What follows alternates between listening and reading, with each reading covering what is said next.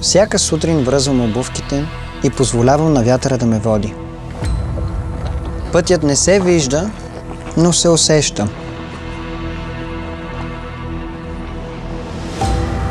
Всяко камъче, всеки корен, всеки пулс на земята.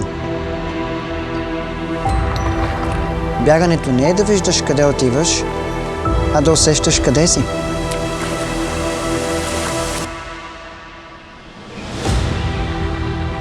Всяка планина има глас.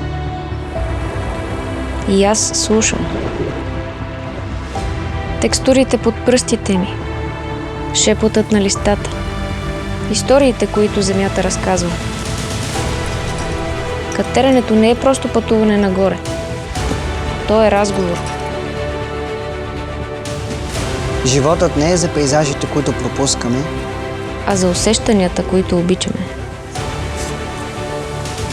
може би не виждаме залезите, но усещаме тяхната топлина. В нашите обувки всяка стъпка, всяко усещане е връзка. Със света. Един с друг.